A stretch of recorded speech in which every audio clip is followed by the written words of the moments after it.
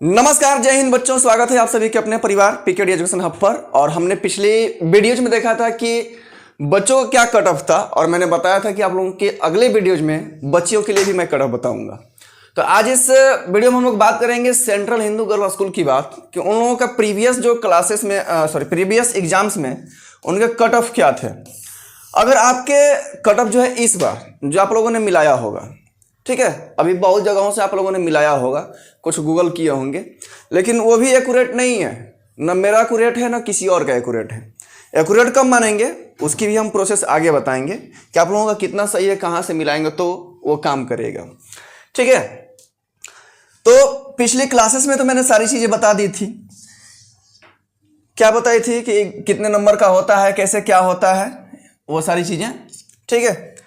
अब ये जो टोटल कट ऑफ है यहाँ पर आप लोग देख पा रहे होंगे, क्या है, ये 2023 का है, क्योंकि उसके पहले जो था एग्जाम नहीं हो रहा था, 2-3 साल तक एग्जाम नहीं हुआ था। उसके अगर हम लोग पिछले की बात करें तो वो साइट पर अवेलेबल नहीं है।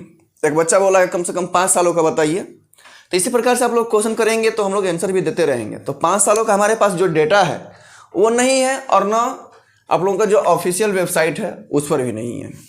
तो चलिए बात करते हैं कि ये जो टोटल है ना, ये आप लोगों का गर्ल्स स्कूल के लिए है, यानी कि गर्ल्स के लिए टोटल कट ऑफ है। बात समझ में आ गई। यहाँ पर general, OBC, SC, ST, PW, EWS यहाँ तक देखना है। इस सब पे आप लोगों को ध्यान नहीं देना है, क्योंकि ये जो है वहाँ के स्टाफ्स के लिए है। उनके भी बच्चे बच्चियाँ होते हैं ना जी, ऐसे थोड़ी एक स्टाफ है तो उनके बच्चे बच्चियाँ नहीं हैं।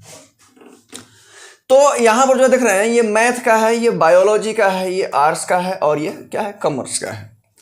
जनरल का देखिए मैथ में 237 गया था, वही बायोलॉजी में क्या गया था, 249। तो एक तरफ से हम लोग ये समझ सकते हैं कि मैथ से भी ज्यादा कट ऑफ जो जाता है वो बायोलॉजी का जाता है। अब इसको आप लोग अगर डिवाइड बाई 3 करते हैं, ठीक है ना, तो आपके क्वेश्चंस आ जाएंगे कि आपके कितने क्वेश्चन सही हुए। जैसे यहाँ पर जनरल दिया हुआ है, क्या दिया है भाई, जनरल। तो इसका मतलब ये है कि यहाँ पर जो है 79 क्वेश्चंस, अगर हम लोग मैथ की बात करें तो 79 क्वेश्चंस बच्चों के सही होने चाहिए। 79 से ज़्यादा हो तो उन्हीं का एडमिशन होगा, कम से कम तो 79 सही होना ही चाहिए पिछली बार की तुलना में। वहीं अगर हम लोग बायोलॉजी की बात करें तो यहाँ पर आप लोग देख पा रहे हैं कितना गया है जी, 83 गया है ना। सबसे कम जो है कॉमर्स का, यहाँ से देखिए सबसे कम जो है, आर्ट्स से भी कम जो है कॉमर्स का। बात समझ में आ गई। तो ये आप लोग मिला लीजिएगा, ठीक है, मिला लीजिएगा कि कितना आप लोगों का सही हो रहा है। इसके अलावा जो भी क्वेश्चन है, जैसे बच्चा ने किया कि 5 साल का बता दीजिए, तो इसी प्रकार से आपके भी मन में अगर कोई प्रश्न हो तो आप लोग कमेंट करके बता दीजिएगा। नेक्स्ट क्लास जो है सिर्फ और सिर्फ Q&A यानी क्वेश्चन आंसर का ही रहेगा, ठीक है ना। तो आप लोगों को जितना भाई क्वेश्चन करना है कर लीजिएगा, लेकिन एक चीज़ और है कि कट ऑफ के रिगार्डिंग मत कहिएगा कि सर इतना है हो जाएगा।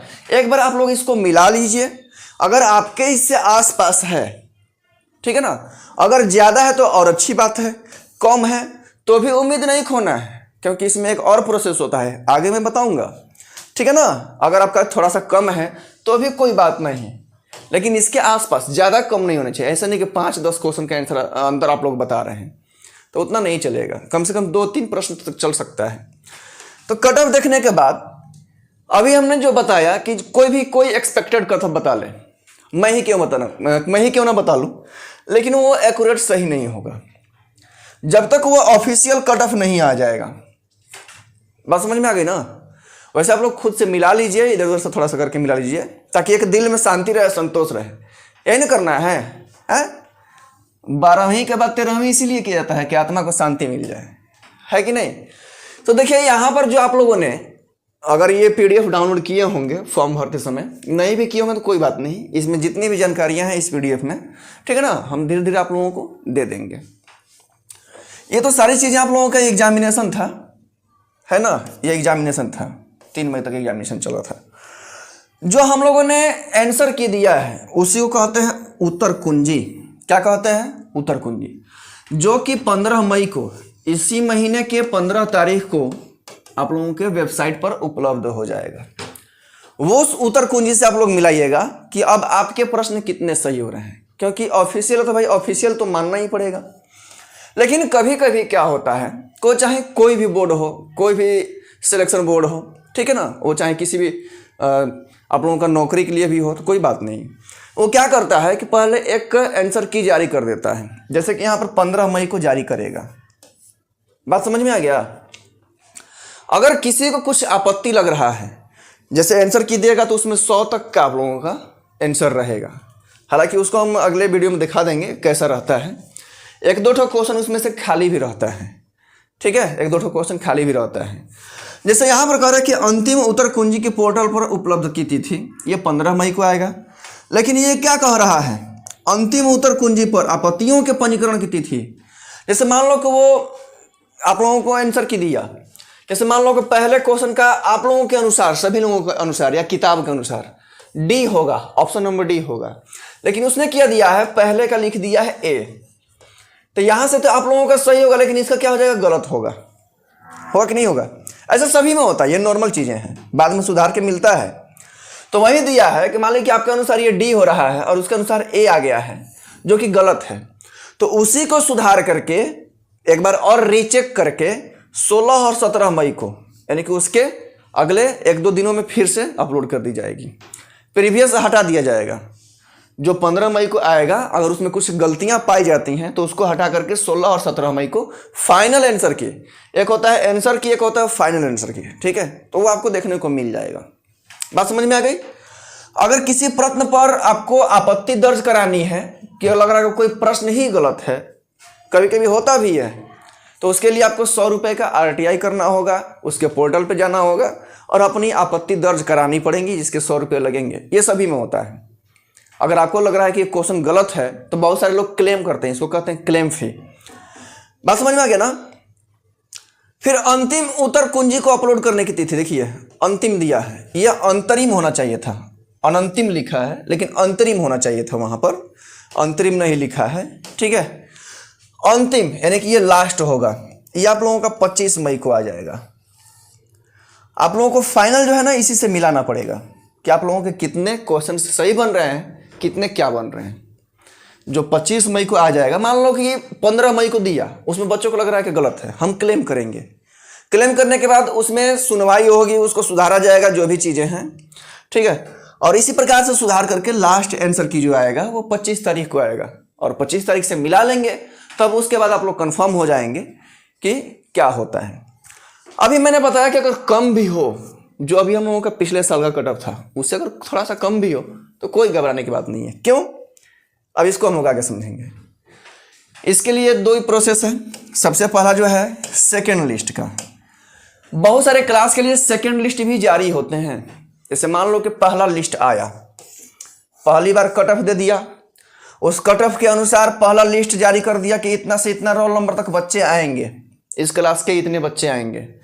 सपोज कि उस क्लास में उतने बच्चे नहीं पहुंचे, मान लो कि पहले कट ऑफ दिया और पहला लिस्ट निकाल दिया, लिस्ट नंबर फर्स्ट, ठीक है, लिस्ट नंबर फर्स्ट यहाँ पर आपको छाप के दे दिया कि आप लोग आइए अपना काउंसलिंग कराइए, ठीक है कि नहीं।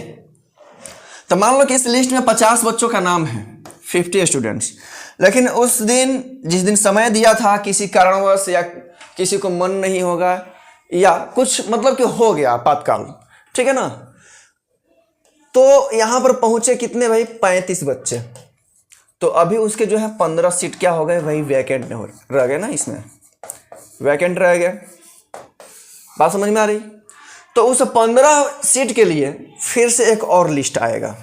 अब कहेगा कि भाई इसको भरना है तो कम से कम इस बार 25 बच्चों को हम लोग बुलाएंगे, क्योंकि कभी भी एक्यूरेट बच्चे नहीं पहुंचते, इस बात का ध्यान रखना है, एक्यूरेट बच्चे कभी नहीं पहुंचते हैं। तो इस प्रकार से करने पर अगर सेकेंड लिस्ट में भी अगर मान लो कि बच्चे नहीं पहुंचे तो उसके लिए फिर थर्ड लिस्ट जारी करेगा। ज़्यादा से ज़्यादा हमें 4 लिस्ट देखने को मिला है हमेशा के रिकॉर्ड में, ये 4 लिस्ट तक जारी हो सकता है, उसके बाद खाली हो तो खाली हो, काम खत्म।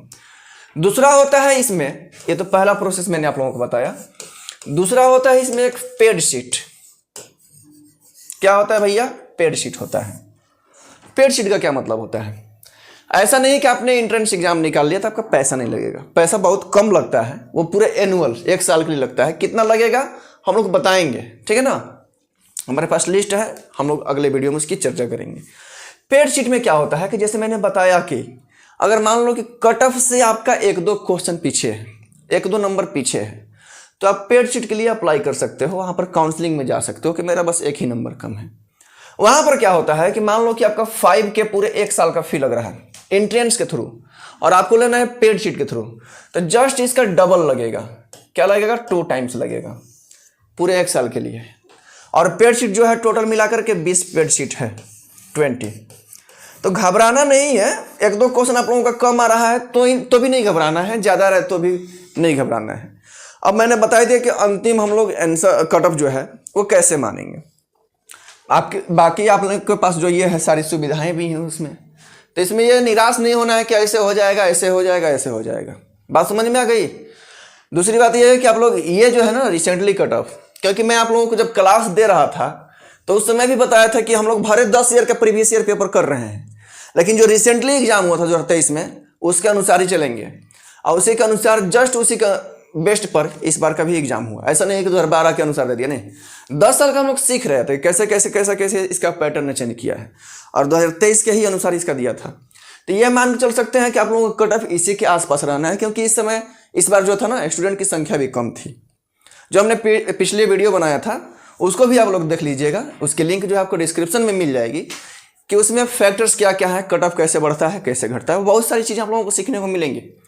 यदि आपका मन में भी कोई प्रश्न हो तो आप लोग कमेंट करके जरूर बताएंगे, और अगला जो वीडियो होगा ना आप लोगों के कमेंट पर ही हम लोग लेकर के आ जाएंगे, क्या क्या दिक्कतें हैं, कैसे कैसे उसका समाधान होगा।